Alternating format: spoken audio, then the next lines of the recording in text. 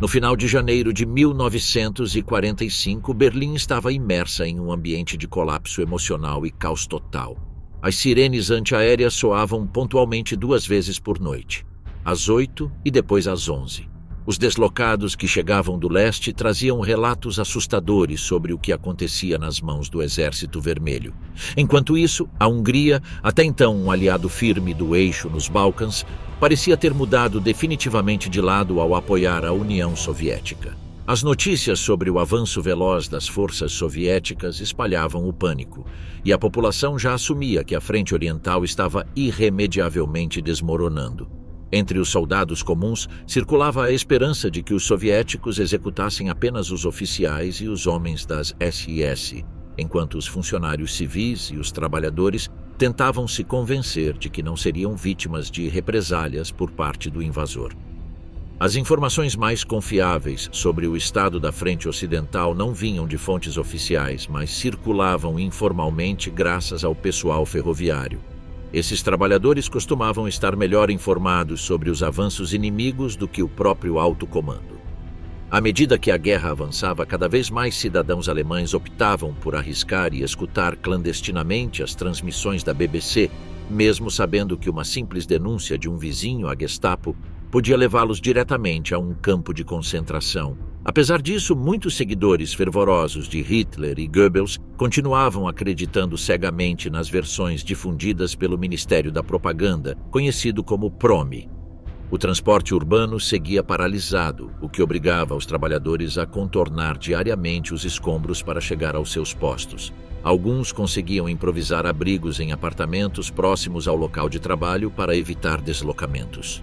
O saco de dormir tornou-se um objeto tão essencial quanto o próprio casaco, e as camas portáteis se multiplicavam nas casas daqueles que recebiam parentes ou conhecidos que fugiam do leste ou haviam perdido suas casas após os bombardeios na capital.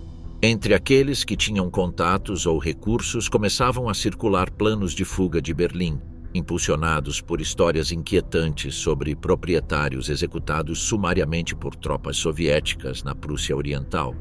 Para muitos era evidente que a nobreza latifundiária e as elites militares eram agora alvos prioritários do Exército Vermelho, que em sua retórica igualava a eliminação do nacionalsocialismo à destruição do velho poder dos Junkers. Aqueles que tentavam abandonar Berlim precisavam tomar extrema precaução, já que Goebbels havia advertido que partir sem autorização seria tratado como um ato de traição. Para sair legalmente, era necessário um salvo-conduto, concedido apenas se fosse justificada uma função considerada essencial fora da cidade. Mesmo aqueles com motivos legítimos eram recebidos com sugestões sussurradas de seus colegas. Não volte, fique onde for. A maioria fantasiava encontrar refúgio em algum vilarejo afastado do conflito, onde ainda havia fazendas com reservas de alimentos. Alguns, desesperados, começavam a considerar a opção de obter documentos falsos, o que tornou os diplomatas estrangeiros inesperadamente populares. Os trabalhadores ministeriais, por sua vez, foram realocados para o sul nas semanas seguintes, beneficiando-se de sua posição. A ameaça mais temida por muitos era a onda de execuções ordenadas por Himmler e executadas pelas SS. Em 23 de janeiro, enquanto as forças soviéticas atravessavam os limites orientais do Reich, vários opositores envolvidos no atentado de 20 de julho foram fuzilados em Plötzensee. Entre eles estavam o conde Helmut James von Moltke, Eugen Boltz e Erwin Planck, filho do célebre físico Max Planck. Nesse clima de repressão, Goebbels lançou um novo slogan: "Venceremos porque devemos vencer". Para quem não seguia a ideologia nazista, esse lema só gerava desesperança e repulsa, embora a maioria dos cidadãos nem sequer se atrevesse a questioná-lo. Mesmo quando a derrota parecia inevitável, muitos continuavam agarrados à ideia de uma vitória final, mais por medo e resignação do que por convicção. A máquina de propaganda de Goebbels, projetada para eliminar toda noção de alternativa, havia conseguido impor a ilusão de que não havia outro destino possível para a Alemanha senão lutar até o último suspiro. Goebbels, em sua dupla função de ministro da propaganda e comissário do Reich para a defesa de Berlim, movimentava-se com desenvoltura e entusiasmo como o principal porta-voz da guerra total. Continuava aparecendo em atos públicos, Percorria as fileiras do Volkssturm, fazia discursos inflamados e realizava visitas propagandísticas às tropas, reforçando sua imagem de líder ativo. Enquanto isso, a figura de Hitler tornava-se cada vez mais distante para a população. Sua ausência nos noticiários era evidente, e a última vez que muitos o ouviram foi em sua mensagem radiofônica de 30 de janeiro, data em que se comemorava o 12º aniversário do regime nazista. No entanto, sua voz já não inspirava temor nem determinação, soava apagada, irreconhecível. Isso alimentou uma onda de rumores de que ele teria morrido ou sido capturado.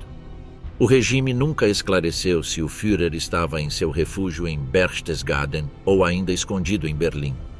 Enquanto isso, Goebbels, presente na cidade e entre os civis que sofriam os estragos dos bombardeios, reforçava sua popularidade. Hitler, por sua vez, parecia evitar sua capital devastada, recusando-se até mesmo a contemplar o desastre em que ela havia se transformado.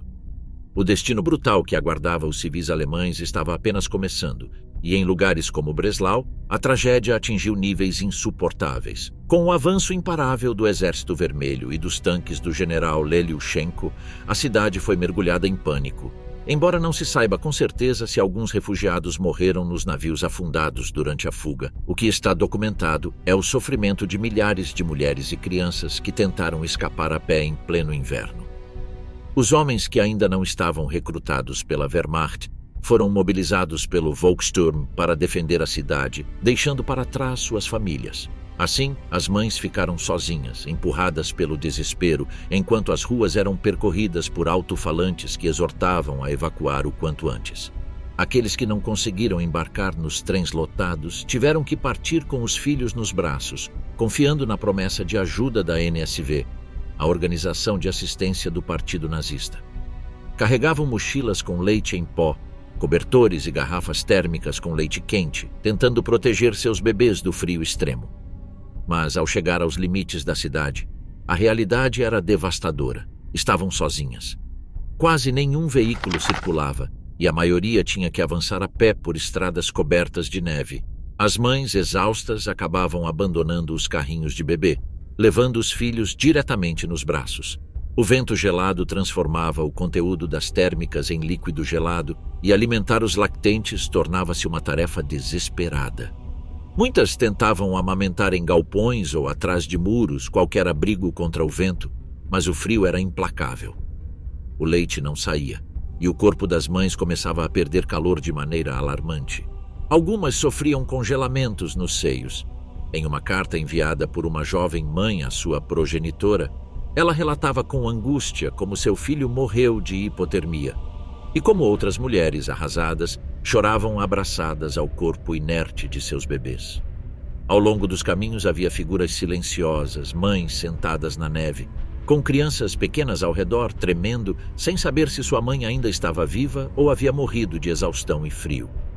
Nessas circunstâncias extremas, a diferença entre desmaio e morte tornava-se imperceptível.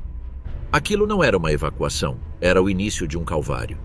O castigo contra os alemães nas mãos daqueles que haviam sofrido anos de ocupação e repressão atingiu níveis de violência desenfreada.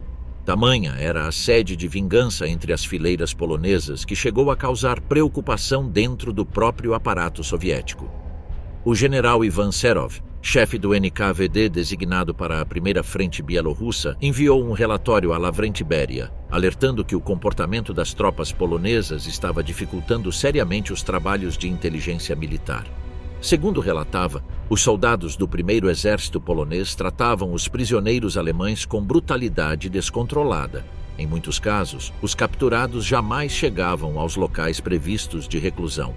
Um dos exemplos mais extremos ocorreu no setor do 2º Regimento de Infantaria da 1ª Divisão. Lá, 80 alemães foram capturados com vida, mas apenas 2 chegaram com vida às instalações destinadas aos prisioneiros. Os demais foram executados sumariamente no caminho. O massacre não se limitava a atos impulsivos em meio ao combate. Mesmo após interrogatórios preliminares, quando os prisioneiros eram enviados ao oficial de inteligência para um interrogatório formal, eram fuzilados antes de chegar. Esse padrão não era um caso isolado, mas parte de um ciclo implacável de punição coletiva. Para os poloneses que haviam visto suas cidades devastadas e sua população massacrada pelos alemães, não havia espaço para o perdão, apenas a violência como resposta a anos de horror. O ressurgimento do horror, as brutais torturas às quais o povo alemão foi submetido. Na frente oriental, a fúria do Exército Vermelho devastou tudo em seu caminho. De Königsberg a Viena, as tropas soviéticas avançavam embriagadas por uma mistura de vitória, vingança e ódio. Para milhões de soldados soviéticos, esta era uma campanha de justiça pessoal, uma represália pelos vilarejos arrasados, pelos irmãos assassinados, pelas cidades queimadas pela Wehrmacht. Mas essa justiça logo se transformou em crueldade indiscriminada. Os estupros em massa não se limitaram a Berlim. Aconteceram em quase todas as cidades e aldeias alemãs ocupadas pelos soviéticos. Na Silésia, Pomerânia, Prússia Oriental, foram registradas atrocidades que hoje mal são mencionadas nos livros escolares. Em muitas aldeias não restou uma única mulher que não tenha sido violentada. Vários historiadores reconhecidos afirmaram que o estupro coletivo se transformou em uma punição simbólica e sistemática. Foi um fenômeno tão disseminado que até mesmo altos comandantes soviéticos reconheceram, em particular, a gravidade da situação. Mas mesmo assim, a liderança política em Moscou permitiu. A conquista de Stalin sobre o Terceiro Reich deveria ficar impressa nos corpos de seus cidadãos. Mas não foram apenas as mulheres que sofreram. Em muitos casos, homens civis alemães, idosos e adolescentes foram sumariamente executados, sem julgamento. Outras vezes, foram deportados para o leste, para campos de trabalho forçado na União Soviética. Muitos deles jamais voltariam. Nem as crianças escaparam da brutalidade. Algumas foram assassinadas junto com os pais e outras, que haviam ficado órfãs durante a guerra ou após a ocupação, foram abandonadas em orfanatos, sem identidade nem pátria. As famílias se dissolveram entre colunas de fumaça e colunas de soldados. Na Prússia Oriental, o inferno tomou a forma de um êxodo. Cidades costeiras como Pilau e Danzig se encheram de refugiados que tentavam embarcar rumo ao oeste, fugindo do Exército Vermelho. Mas muitos não conseguiram. Os trens eram bombardeados, os navios afundados, os caminhos bloqueados pelo gelo ou por cadáveres. Alguns morreram congelados, outros fuzilados por soldados soviéticos. Os que sobreviveram o fizeram com a alma mutilada. No oeste, a ocupação aliada foi diferente e, embora sempre se tenha tentado apresentá-la como um processo mais civilizatório, na realidade não esteve isenta de violência. As forças americanas, britânicas e francesas encontraram um país em ruínas. Embora o tratamento tenha sido menos brutal do que no leste, a vingança não esteve ausente. Campos de internamento foram estabelecidos para alemães acusados de colaboracionismo ou simples simpatia nazista. Em muitos casos, sem julgamento nem provas. Ali se negava comida, assistência médica e dignidade humana. Um dos episódios mais obscuros foi o dos campos de Rheinwissenlager, dos quais falaremos mais adiante. Na França, a situação foi ainda mais humilhante para alguns alemães. Tropas coloniais da África subsaariana, integradas ao exército francês, foram deliberadamente destacadas para as zonas alemãs, a fim de punir a população. Numerosos testemunhos recolhidos pela Cruz Vermelha e por correspondentes de guerra descrevem estupros, saques e abusos. Em Stuttgart e outras cidades, centenas de mulheres foram atacadas. As autoridades francesas raramente intervieram. A doutrina aliada assumia que o povo alemão deveria ser reeducado desde o zero. Isso incluía censura da imprensa, doutrinação escolar e eliminação de símbolos.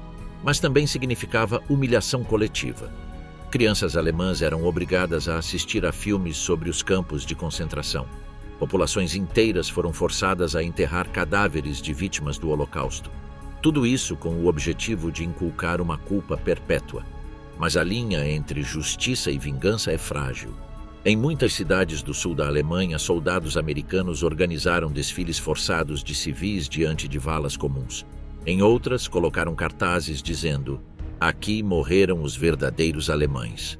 A psicologia do vencido não foi reconstruída, foi demolida. As mulheres que haviam sido estupradas não encontravam compreensão. Eram estigmatizadas, chamadas de colaboradoras ou simplesmente ignoradas por seus vizinhos. Muitas se calaram, incapazes de verbalizar o trauma. Os homens que voltavam da frente ou dos campos não encontravam lar nem honra. Eram fantasmas em um país em ruínas, e ainda assim, a máquina da vingança não parou. Porque, além das decisões dos governos, a raiva estava enraizada nos corações dos povos. A violência do pós-guerra foi o eco sombrio da violência nazista, uma repetição sem redenção. Em todo o continente, os alemães eram agora o inimigo universal. Mesmo os que haviam sido perseguidos pelos nazistas, mesmo as crianças nascidas em 1945. A noção de justiça confundiu-se com a de punição coletiva. O que começou como uma libertação terminou para muitos como uma condenação perpétua. O pêndulo da crueldade, os campos de concentração, aliados na Alemanha ocupada. Ao longo do rio Reno, entre abril e setembro de 1945, os aliados ocidentais, principalmente sob comando americano, estabeleceram uma rede de campos de internamento conhecidos como Rheinwiesenlager, ou os Campos das Pradarias do Reno. Mais de 1 milhão de soldados alemães desarmados, em sua maioria jovens recrutas, idosos mobilizados nas etapas finais do conflito e simples auxiliares, foram reunidos nesses recintos improvisados. O termo utilizado pelas autoridades aliadas para classificá-los foi deliberadamente ambíguo: Forças Armadas Desarmadas do Inimigo, uma categoria que os excluía da proteção concedida pela Convenção de Genebra aos prisioneiros de guerra. Sem essa proteção legal, os prisioneiros tornaram-se não pessoas. Eram combatentes vencidos, tratados como lixo humano. Os campos não eram mais do que extensões abertas de terra cercadas com arame farpado. Não havia barracões, nem latrinas, nem cozinhas. Também não havia abrigo contra a chuva ou o sol. Em alguns, como os de Remagen, Sinzig, Andernach ou Bingen, até 200 mil homens foram amontoados em condições subhumanas. As rações de comida eram escassas. Em certas ocasiões, um único pedaço de pão devia ser dividido entre 4 ou 5 pessoas. A água, quando disponível, vinha de rios contaminados. Os doentes morriam sem atendimento médico. Os corpos eram lançados em valas comuns, cavadas pelos próprios prisioneiros. Muitos tentavam sobreviver cavando buracos na terra para se abrigarem do frio ou da chuva. A diarreia, o tifo e a desnutrição causaram estragos. A Cruz Vermelha Internacional não teve acesso a esses campos durante meses e as organizações humanitárias alemãs foram proibidas. As informações foram censuradas. As câmeras estavam proibidas. O mundo deveria acreditar que a guerra havia terminado e que a justiça prevalecia. Os números exatos de mortos continuam sendo motivo de debate. Fontes oficiais americanas reconheceram mais de 3.000 mortes documentadas, mas investigações posteriores, como as do jornalista canadense James Bach, estimam que entre 50 mil e 90 mil prisioneiros possam ter morrido nesses campos devido a condições deliberadamente negligentes. Bach, em sua obra controversa Outras Perdas, acusou o general Dwight D. Eisenhower de ter desenhado uma política sistemática de extermínio lento por inanição e exposição. Embora muitos historiadores tenham questionado os números exatos de Bach, poucos negam a magnitude do sofrimento. A correspondente americana Marguerite Higgins, após visitar o campo de Andernach, escreveu: "Vi jovens com os olhos encovados, cobertos de lama, fracos demais para se levantarem. Rastejavam como animais, sem esperança. Um deles tinha apenas 15 anos. Havia perdido 20 quilos em 3 semanas.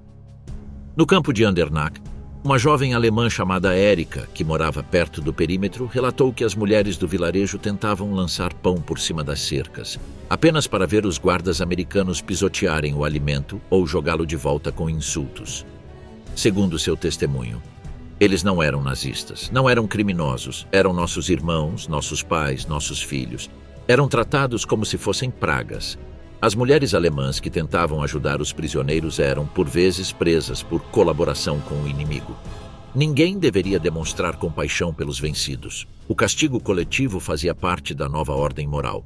Em alguns casos, até mesmo os soldados afro-americanos designados como guardas receberam ordens para aplicar um tratamento especialmente severo.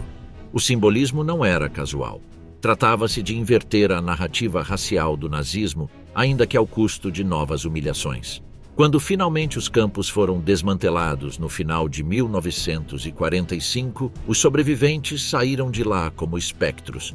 Muitos voltaram a povoados já destruídos ou vazios, para famílias mortas ou desaparecidas. Alguns jamais falaram do que viveram.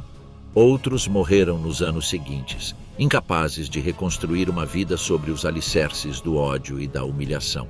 O silêncio foi o manto final. Na história oficial da Segunda Guerra Mundial, os Rheinwissenlager raramente ocupam uma página.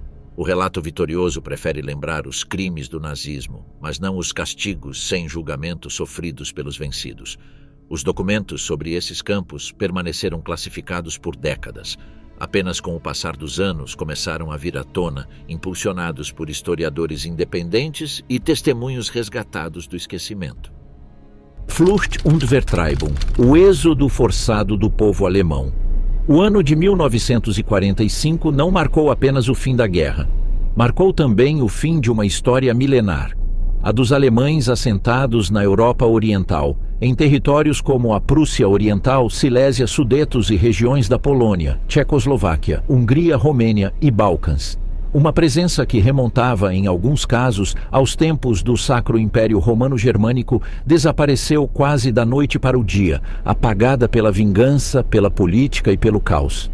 Entre 12 e 14 milhões de alemães étnicos, conhecidos como Volksdeutsche, ou simplesmente os deslocados, foram expulsos de suas casas entre 1945 e 1950. O processo não foi uma evacuação ordenada, muito menos uma migração voluntária. Foi uma limpeza étnica disfarçada sob a lógica do castigo coletivo. A ordem não foi improvisada. Foi discutida em Yalta e formalizada na Conferência de Potsdam, onde as potências vencedoras acordaram o que deveria ser a transferência ordenada e humana das populações alemãs para fora das novas fronteiras da Polônia, Tchecoslováquia e outros países vizinhos. Mas não houve nada de ordenado, muito menos de humano. Na Prússia Oriental, o inverno entre 1944 e 1945 foi o cenário de um êxodo apocalíptico. Fugindo do Exército Vermelho, milhões de civis alemães abandonaram vilas inteiras em meio ao gelo, à neve e ao fogo. As caravanas de carroças foram alvos fáceis para aviões soviéticos. As colunas de refugiados, formadas por mulheres, idosos e crianças, caminhavam entre cadáveres, alguns congelados em pé como estátuas trágicas no meio da estrada. Uma jovem refugiada escreveu em seu diário: "Caminhávamos sobre corpos. Algumas crianças choravam de fome, outras já não choravam. Haviam se rendido ao silêncio da morte. Um dos primeiros sintomas da catástrofe que se avizinhava foi o naufrágio do navio Wilhelm Gustloff, torpedeado por um submarino soviético no Mar Báltico, que se tornou a maior catástrofe naval da história, com mais de 9.000 mortos, em sua maioria civis alemães, que fugiam do avanço soviético. Outros navios como o Goya e o Stelben tiveram o mesmo destino. O mar transformou-se no túmulo de uma nação errante. A história do Wilhelm Gustloff é considerada por muitos especialistas como o prelúdio do grande genocídio que os alemães e outros europeus do leste sofreriam nas mãos dos soviéticos após a queda do Reich. No gelado mês de janeiro de 1945, dezenas de milhares de civis alemães tentavam escapar pelo Mar Báltico, no que ficou conhecido como Operação Hannibal, uma gigantesca evacuação naval organizada pela Wehrmacht, não por altruísmo, mas por desespero. O avanço do Exército Vermelho era imparável, e as atrocidades cometidas na Prússia Oriental inspiravam um medo paralisante. Entre os navios preparados para a evacuação estava o Wilhelm Gustloff, construído originalmente como um navio de cruzeiro pelo programa Kraft durch Freude do Terceiro Reich. O Gustloff foi convertido em navio-hospital e depois em transporte de tropas. Em 30 de janeiro de 1945, partiu do porto de Gotenhafen, absurdamente sobrecarregado. O navio fora projetado para transportar 1.800 pessoas, mas naquela noite levava a bordo mais de 10.000 almas, entre soldados feridos e pessoal naval, mas principalmente civis, mulheres, crianças e recém-nascidos. A temperatura era de menos 18 graus Celsius. O mar estava particularmente agitado e traiçoeiro, sem mencionar que as rotas estavam infestadas de submarinos soviéticos. Às 21h16, a menos de 30 quilômetros da costa, o submarino soviético S-13, comandado por Alexander Marinescu, detectou o navio em seus radares e, sem hesitar, disparou 3 torpedos. Todos acertaram. O primeiro atingiu a proa, o segundo os camarotes das mulheres refugiadas, o terceiro destruiu a casa de máquinas. Kozlov apagou-se e, em menos de 50 minutos, afundou no mar congelado. Não houve tempo para salvar quase ninguém. Havia poucas balsas e os conveses estavam escorregadios.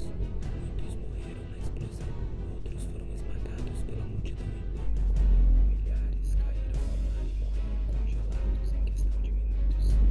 Os barcos de resgate conseguiram salvar cerca de 1.200 sobreviventes, mas mais de 9.000 pessoas morreram, o que ainda é lembrado como a maior tragédia marítima da história da humanidade, superior ao Titanic. No entanto, o mundo não se lembra disso, pois, como muitos dos abusos e crimes de guerra perpetrados pelos aliados naqueles dias não se encaixava na narrativa de vencedores e vencidos, os corpos continuaram a aparecer meses depois, arrastados pelas ondas até a costa, com bonecas congeladas nos braços ou abraçados a irmãos já mortos. Outros jamais foram recuperados, tornaram-se parte do mar. Kozlov é hoje um naufrágio esquecido, um cemitério submerso no silêncio, um símbolo de como a guerra continuou matando mesmo após a assinatura da rendição. Mas como já mencionamos, os eventos de janeiro de 1945 foram apenas o início do desastre humanitário. Após o fim oficial do conflito, as expulsões se intensificaram. Na Polônia, os alemães foram arrancados de suas casas, suas terras confiscadas, suas aldeias rebatizadas. Em muitos casos, eram encerrados em campos de trânsito, onde morriam de desnutrição, tifo ou espancamentos. Na Tchecoslováquia, os decretos Benes legalizaram a expropriação e o despojo total de bens. Centenas de milhares de alemães foram também privados de sua cidadania, de suas propriedades e de seus direitos civis.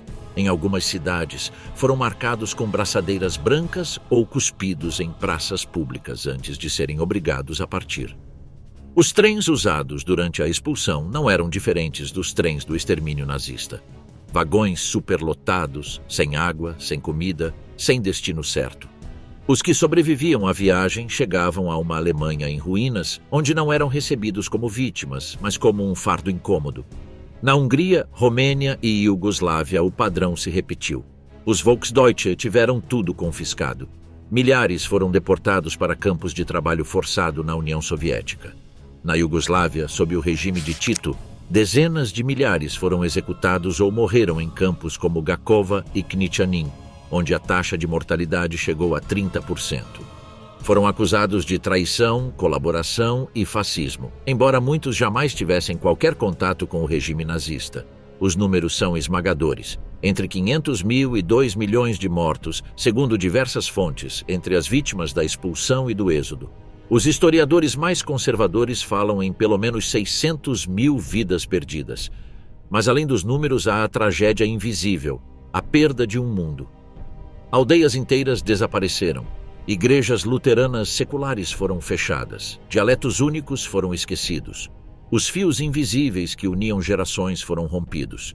Em muitas regiões da Europa Central, os vestígios da cultura alemã foram apagados como se nunca tivessem existido. Os soviéticos não queriam apenas expulsar os alemães, mas também erradicar sua história e sua cultura. As novas gerações cresceram sem saber o que ocorreu. As vítimas foram silenciadas pela narrativa oficial do bem contra o mal, e a palavra vergonha tornou-se uma lápide compartilhada por todos os alemães, sem distinguir culpados de inocentes. Na Alemanha do pós-guerra, os deslocados foram conhecidos como Heimatvertriebene, ou seja, os expulsos da pátria. Foram alojados em ruínas, em celeiros, em barracões abandonados. Alguns foram rejeitados pelos próprios alemães ocidentais, que os consideravam bárbaros orientais. Outros esconderam sua origem, seu sotaque, sua dor. Durante anos, sua tragédia foi tabu. Só nas décadas seguintes, com a reconstrução e a reunificação, a Alemanha começou a reconhecer publicamente o sofrimento desses milhões de almas sem pátria. Monumentos foram erguidos, comemorações foram organizadas, mas a memória chegou tarde, quando muitos já haviam morrido. Flucht und Vertreibung não foi apenas um episódio do pós-guerra.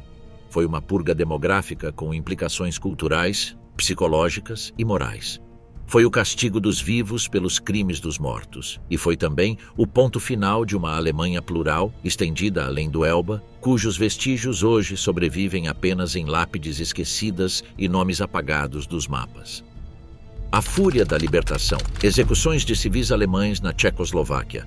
Em maio de 1945, enquanto os sinos repicavam em Praga para celebrar o fim da guerra, nas ruas, nos vilarejos e nos campos do interior da Tchecoslováquia, começava outro tipo de guerra, uma guerra sem frentes, sem uniformes, sem regras, uma vingança desenfreada.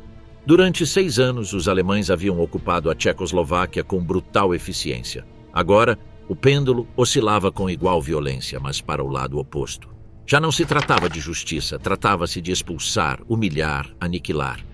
A ordem era clara. O alemão tinha que desaparecer. A retirada das tropas nazistas deixou os alemães étnicos tchecos, chamados de Sudetendeutsche, à mercê da fúria popular.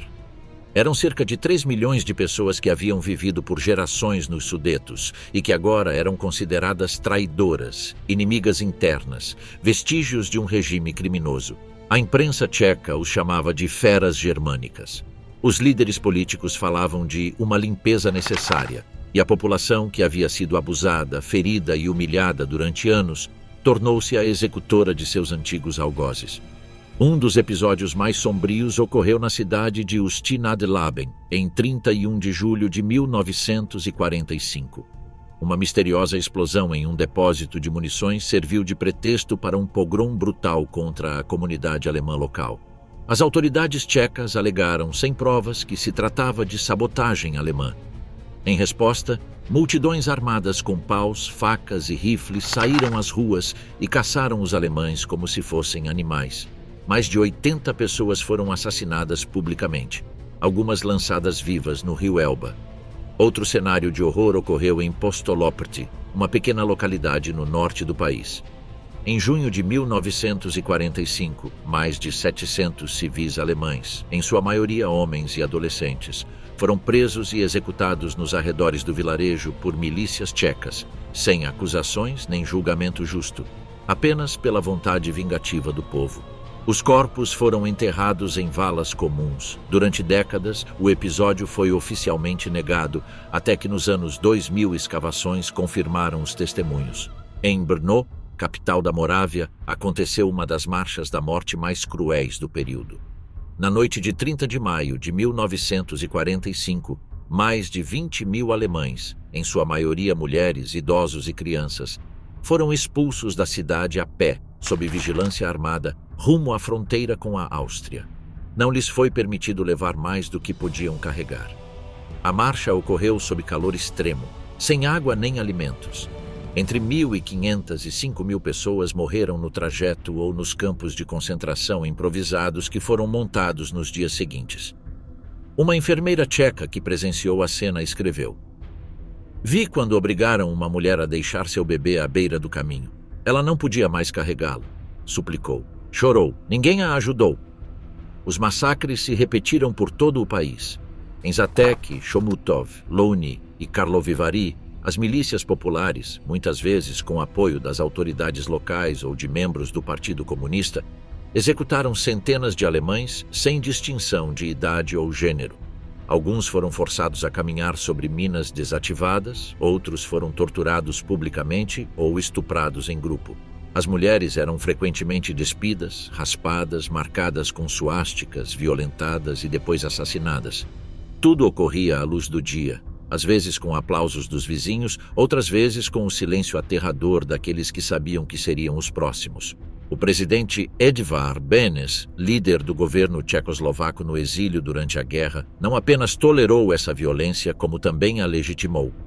Por meio dos decretos Benes, assinados entre 1945 e 1946, autorizou-se a expulsão dos alemães e justificou-se a expropriação total de seus bens, assim como a perda automática de sua cidadania. Qualquer simpatia passada com o regime nazista, real ou presumida, era suficiente para perder tudo. As execuções e humilhações não foram acidentes nem excessos espontâneos. Fizeram parte de um processo sistemático, impulsionado pela narrativa da justiça nacional. O objetivo não era punir os culpados, mas eliminar a presença alemã do território tchecoslovaco para sempre. A imprensa nacional falava de purificação, higiene moral e reparação histórica, mas o que se vivia nas ruas era linchamento étnico. Com o passar dos anos, os poucos sobreviventes que conseguiram escapar com vida silenciaram ou emigraram. As sepulturas foram ocultadas, os crimes silenciados, e a história oficial da Tchecoslováquia foi escrita sem essas páginas. Só décadas depois, com a abertura dos arquivos e o testemunho de sobreviventes já idosos, começou a emergir o outro lado da libertação. Pedra sobre pedra, os bombardeios sobre Hamburgo e o aniquilamento aéreo da Alemanha. Na primavera de 1945, a guerra já estava perdida para a Alemanha. O Terceiro Reich desmoronava por dentro. O Exército Vermelho cercava Berlim. As tropas americanas e britânicas cruzavam o Reno. Hitler se escondia em seu bunker. E, no entanto, do céu, a destruição não cessava. A Luftwaffe estava em ruínas. A defesa aérea alemã desarticulada. Mas as formações aliadas continuavam chegando, noite após noite, dia após dia.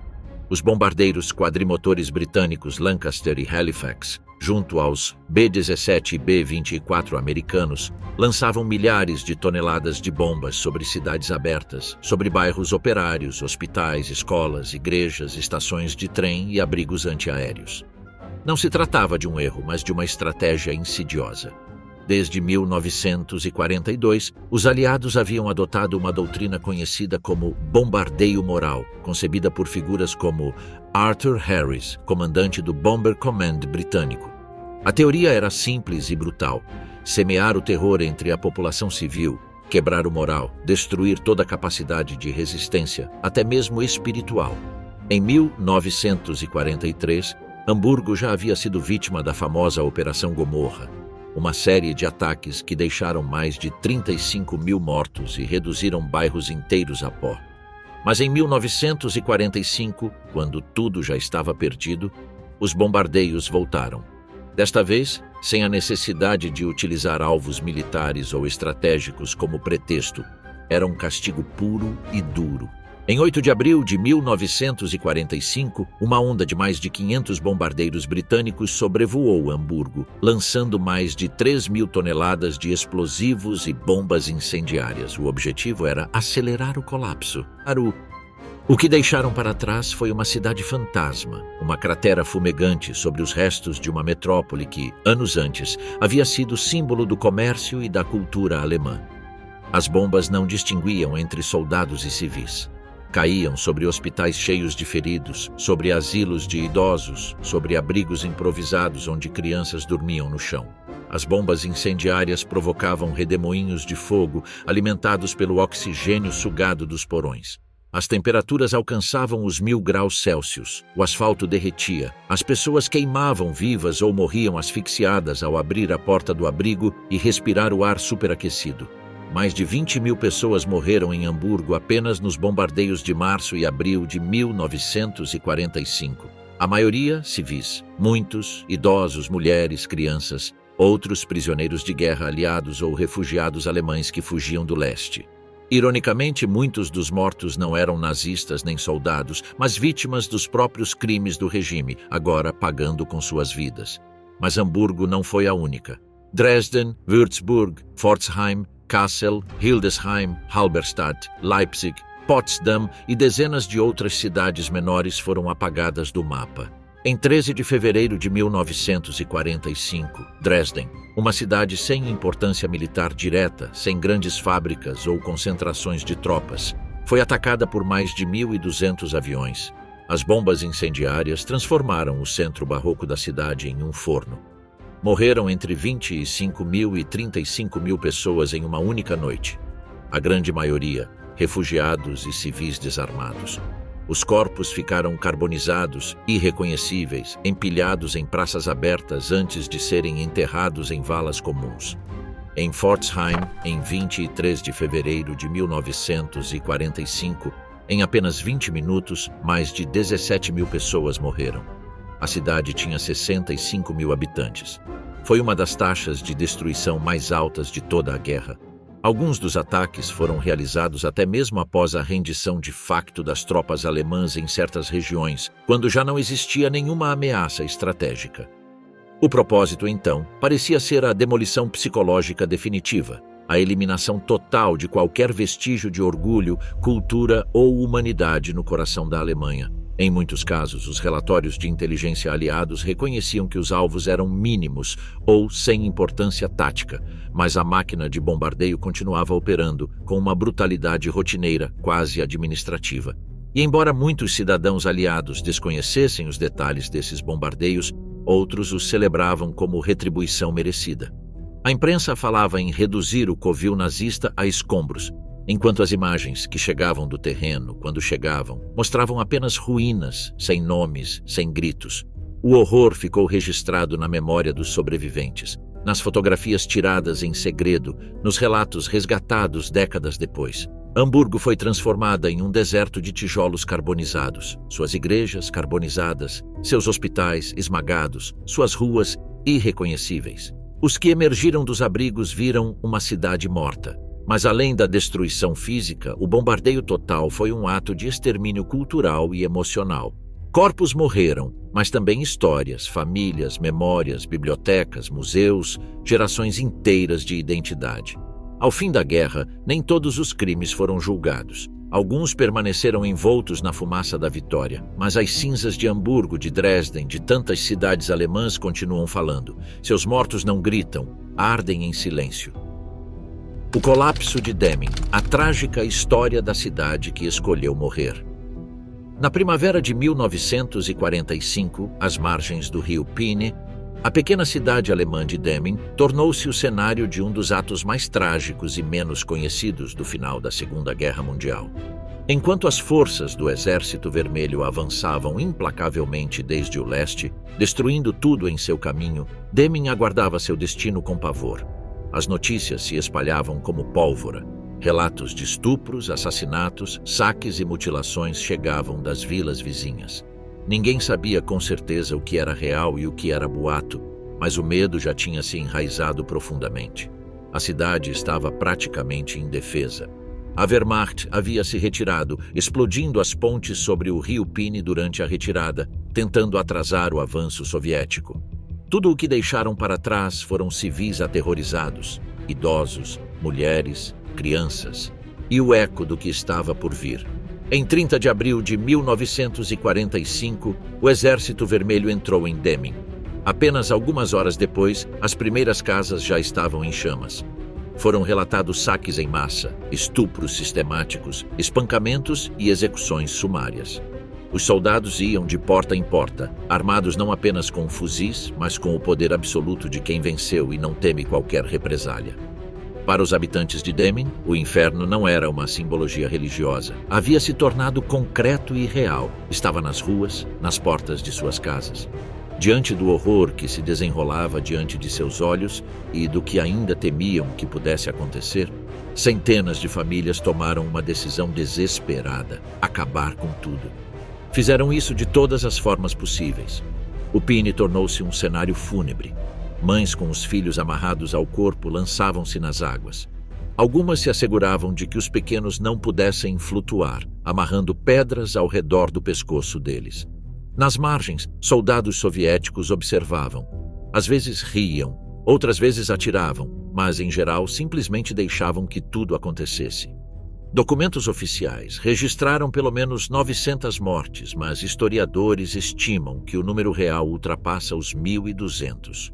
Em uma cidade com apenas 15 mil habitantes, quase 1/10 da população desapareceu em questão de dias. As igrejas tornaram-se necrotérios improvisados. Os porões, em câmaras de gás domésticas. O silêncio após os fatos foi tão ensurdecedor quanto o estrondo do horror. Não foi uma queda em massa espontânea. Foi induzida pelo medo e pela certeza da derrota, amplificada pela conduta brutal do Exército Vermelho e pela propaganda anterior que, durante anos, havia retratado o inimigo como uma besta sem alma. A morte em massa de Demmin foi tão dramática, tão desumana, que mesmo alguns oficiais soviéticos, sobreviventes de Stalingrado e acostumados à destruição e aos atos mais desumanos, ficaram impactados. Mas nenhuma ordem foi dada para detê-lo. Nenhuma barreira foi construída no rio, nem ajuda foi prestada a ninguém. A vida alemã, ao menos naquele momento, não tinha qualquer valor. Alguns habitantes sobreviveram por puro acaso, por terem sido descobertos por um soldado menos cruel, por terem se escondido melhor, por terem falhado ao tentar tirar a própria vida. Muitos deles carregaram a culpa de terem sobrevivido durante décadas. A cidade, por sua vez, permaneceu em silêncio. Falar de Demmin tornou-se tabu. Durante a República Democrática Alemã, o tema foi deliberadamente ignorado. Não se encaixava na narrativa heróica do Exército Vermelho como libertador. Não havia espaço para compaixão com os alemães. E no Ocidente, a história se dissolveu entre tantas outras tragédias. Mas os testemunhos perduram e as lápides no cemitério de Demmin, muitas sem nome, sem data, sem cruz, continuam a lembrar aqueles que não quiseram ver o amanhecer de uma nova Alemanha. Aqueles que, após anos de guerra, decidiram morrer nas margens de seu próprio país, em vez de viver sob a bota da vitória. A memória do inimigo, a destruição da identidade e cultura alemãs após a guerra. Apesar do fim da guerra, a luta continuou em outro plano, o simbólico, onde se travou a batalha cultural. Já não se tratava de conquistar cidades, mas de apagar o que essas cidades representavam. Já não se destruíam exércitos, mas memórias, raízes, cultura. A identidade alemã foi condenada à suspeita e ao castigo, não apenas pelos crimes do nacionalsocialismo, mas pelo simples fato de existir. O que era alemão em muitas regiões ocupadas pelos vencedores foi criminalizado em sua essência. E assim começou a limpeza cultural, a purga de livros, símbolos, filmes ou qualquer artefato relacionado à identidade germânica. Onde antes tremulavam bandeiras imperiais ou estandartes regionais, içaram-se bandeiras estrangeiras. As cidades mudaram de nome. Königsberg tornou-se Kaliningrado. Stettin passou a ser Stettin. Breslau agora é Wrocław. O idioma alemão foi proibido na esfera pública. Placas, livros, documentos e até lápides foram substituídos ou destruídos. A queima de livros não foi algo exclusivo dos nazistas. Na Tchecoslováquia, Polônia, Iugoslávia e outros territórios, bibliotecas inteiras foram incendiadas, as escolas alemãs foram fechadas e os arquivos culturais foram saqueados ou desapareceram. A literatura, a música, a arte germânica foram consideradas resíduos tóxicos do passado. Um relatório do governo tcheco de 1946 detalha que mais de 2 milhões de livros em alemão foram destruídos na Boêmia e Morávia, por serem considerados instrumentos de propaganda germânica. Muitos não eram obras políticas, mas literatura clássica, tratados filosóficos, história local, poesia. Tudo o que falasse na língua do derrotado foi reduzido a cinzas, igrejas foram profanadas, centenas de monumentos foram explodidos ou derrubados em festas públicas. Os cemitérios de famílias alemãs foram arrasados ou, ainda pior, saqueados. As cruzes foram arrancadas, as lápides utilizadas como material de construção e os restos humanos profanados ou espalhados. Em muitos vilarejos da Polônia, os ossos de soldados ou civis alemães foram exumados e lançados em valas comuns sem nome. A memória foi apagada junto com o mármore. Nos Sudetos, dezenas de paróquias católicas alemãs, algumas datadas do século XIV, foram incendiadas ou convertidas em estábulos, depósitos ou instalações militares. As imagens religiosas foram decapitadas. Os sinos, que representavam impressionantes trabalhos de ferraria artesanal, foram fundidos. Os órgãos das igrejas, considerados magníficas obras de madeira e metal, feitas pelos mais requintados luthiers, foram silenciados e, em alguns casos, destruídos. Em cidades como Wrocław ou Gdansk, Os monumentos germânicos foram sistematicamente eliminados, não por motivos táticos, mas ideológicos. O objetivo não era construir uma nova nação, mas apagar o vestígio da anterior.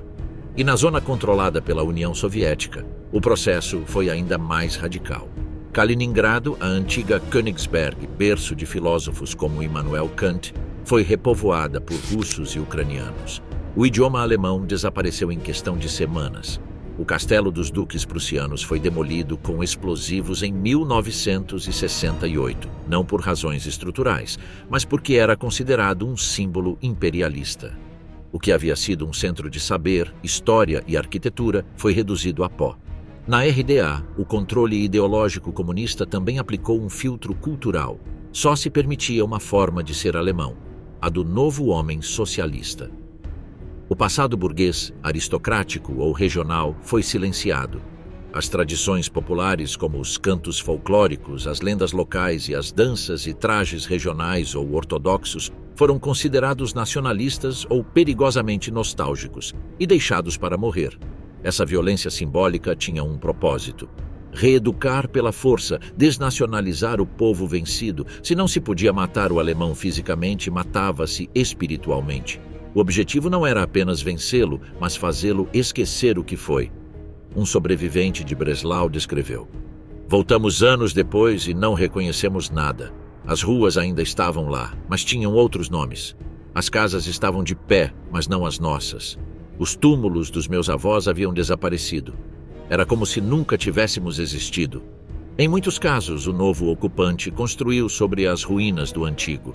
Escolas foram erguidas nos terrenos de igrejas destruídas, praças onde antes havia cemitérios, e estátuas soviéticas surgiram onde antes havia monumentos medievais. O velho precisava ser apagado para dar lugar a uma nova narrativa.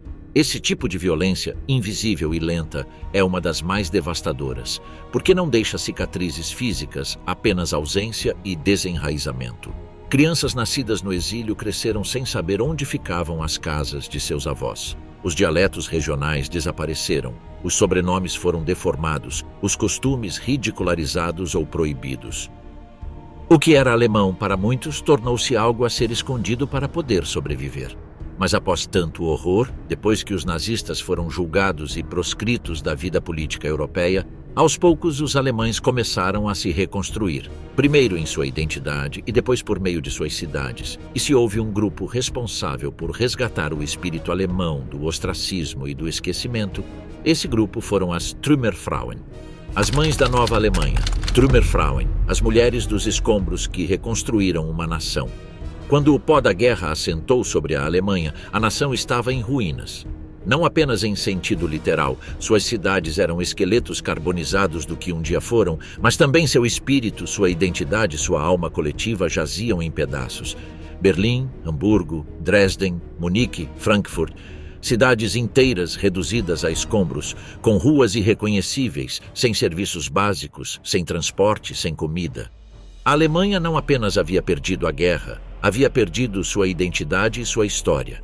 E nesse cenário de devastação, a figura que emergiu para reconstruir o irrecuperável não foi a do soldado, nem a do político, nem a do engenheiro. Foi a da mulher comum. Foi a Trümmerfrau, que significa literalmente mulher dos escombros. E foi exatamente isso que elas foram. Dezenas de milhares de mulheres alemãs entre 15 e 60 anos, muitas delas viúvas, solteiras ou com maridos desaparecidos no fronte ou em cativeiro, assumiram a tarefa titânica de erguer a Alemanha com as próprias mãos. O Estado havia colapsado, todo o país estava ocupado por diferentes forças e a administração aliada se concentrava no desarmamento, na desnazificação e no controle do caos. Mas ninguém reconstruía as casas, as escolas, as ruas. Ninguém removia os cadáveres sob os escombros, nem os tijolos quebrados, nem os telhados desabados. Então elas o fizeram, sem máquinas, sem ferramentas modernas, sem ajuda institucional. Armadas com pás, baldes, carrinhos de mão e uma vontade férrea, começaram a retirar pedra por pedra, poeira sobre poeira, separando os escombros aproveitáveis dos irrecuperáveis. Os tijolos intactos eram limpos um a um para serem reutilizados.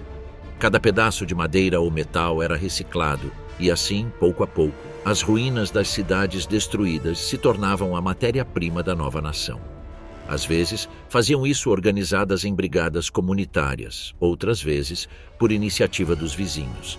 Mas em cada canto da Alemanha, nas zonas ocupadas tanto pelo Ocidente quanto pela União Soviética, as Trümmerfrauen se tornaram a espinha dorsal de uma reconstrução não planejada, mas vital. A imagem era brutal.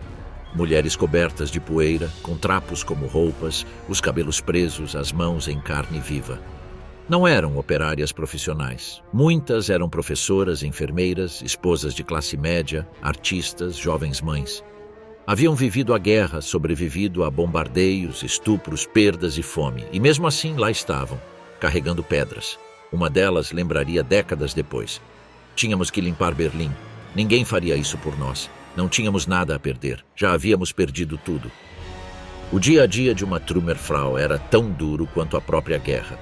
Trabalhava-se do amanhecer ao entardecer, sem pausas, sem salário no início, apenas por um prato de sopa ou um pão preto.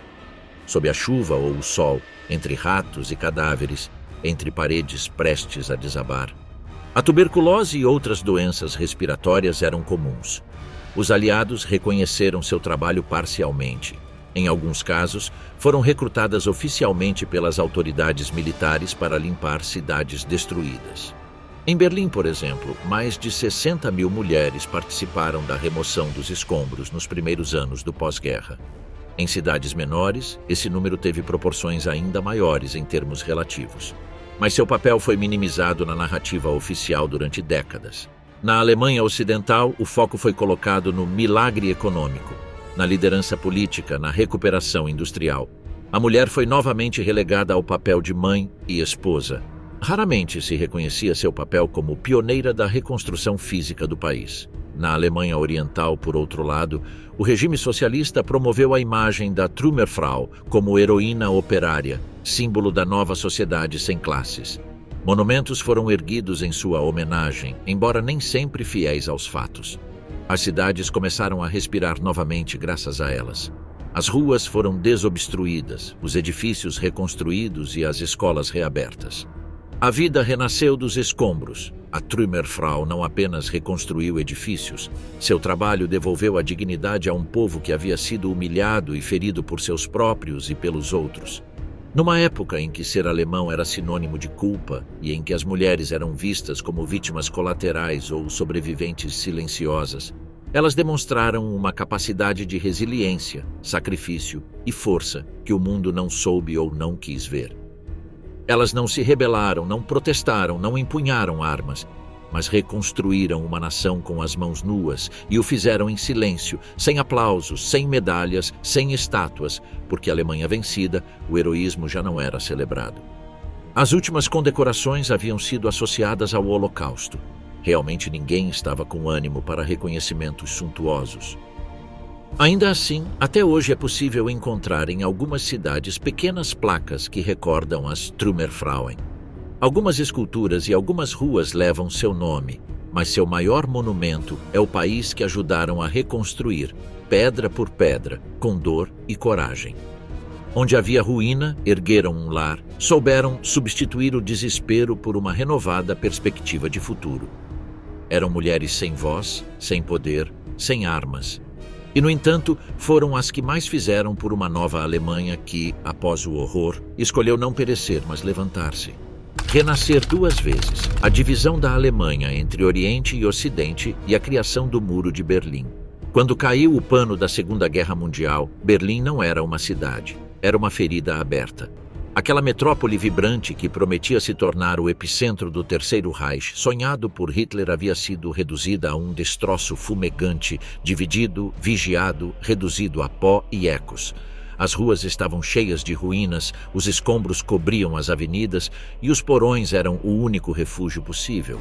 Mas mesmo entre o horror, algo novo começava a crescer. A Alemanha, como Berlim, já não era uma só. Era uma terra sem soberania, partida, ocupada, despojada de vontade, dividida em zonas de controle, administrada pelos vencedores, sangrada pelas perdas humanas e materiais, empurrada para uma redefinição forçada de sua identidade. E ao centro, a capital do Reich derrotado se convertia num campo de batalha ideológico que marcaria o início de uma nova guerra, a Guerra Fria.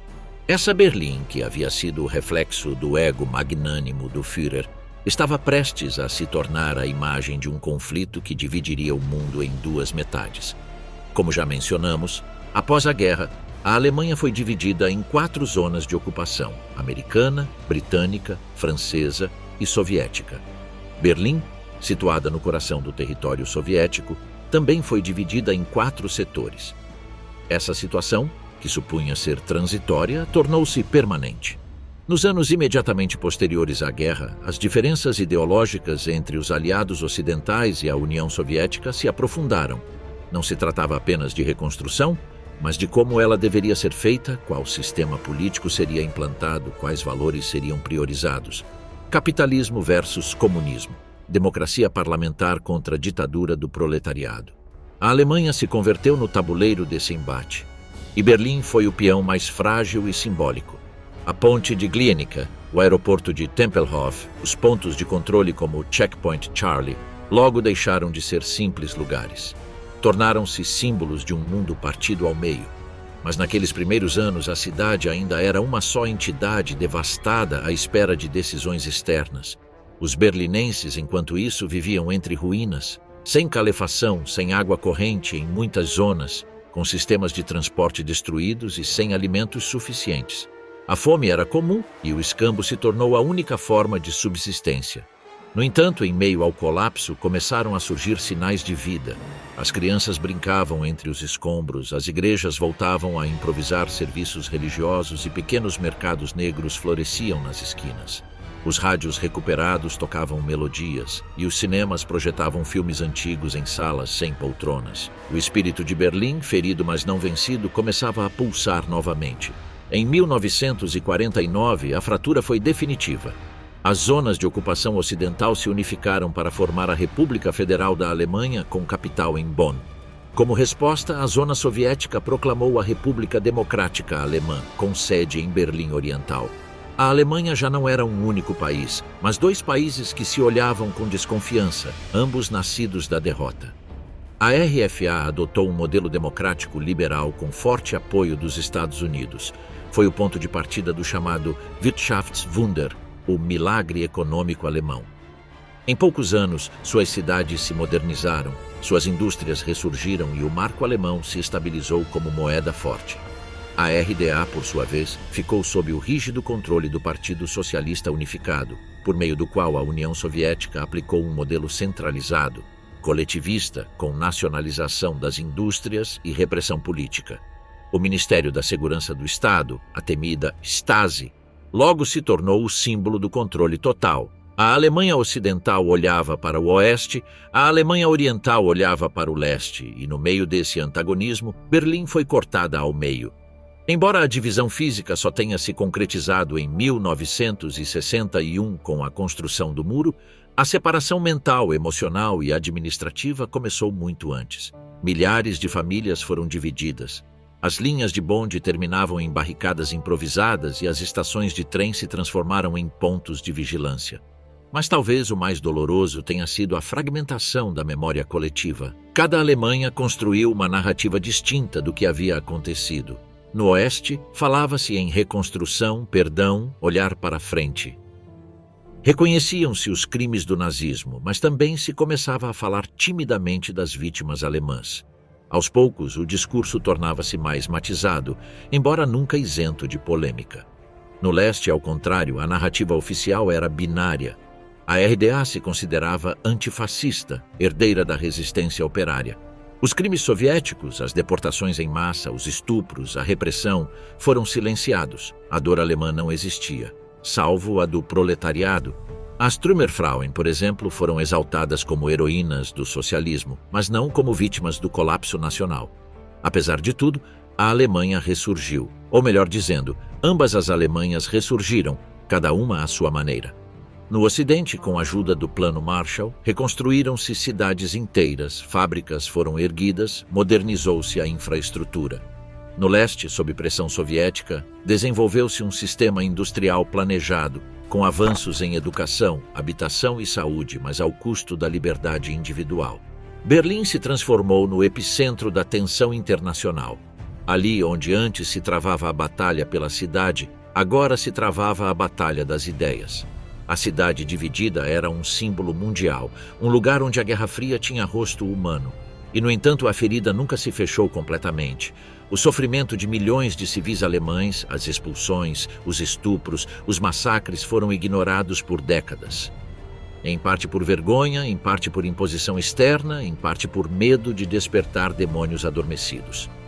Só com a queda do muro, em 1989, e a reunificação em 1990, começou um verdadeiro processo de memória. Lentamente, a Alemanha começou a olhar não apenas para o futuro, mas também para o passado inteiro, com toda a sua complexidade, com todas as suas sombras e todas as suas vítimas. Apesar de tudo, a Alemanha ressurgiu, deixando para trás seus pecados e os abusos que sofreu. Mas a história deixou cicatrizes que ainda hoje pulsam sob o concreto. Nos bairros onde um dia as mulheres retiraram escombros, hoje há cafés e galerias. Nas praças onde monumentos foram apagados, hoje há placas de memória. E nas mentes de seus cidadãos, a ideia de identidade continua sendo um quebra-cabeça. Um construído, pedra por pedra, a partir do trauma.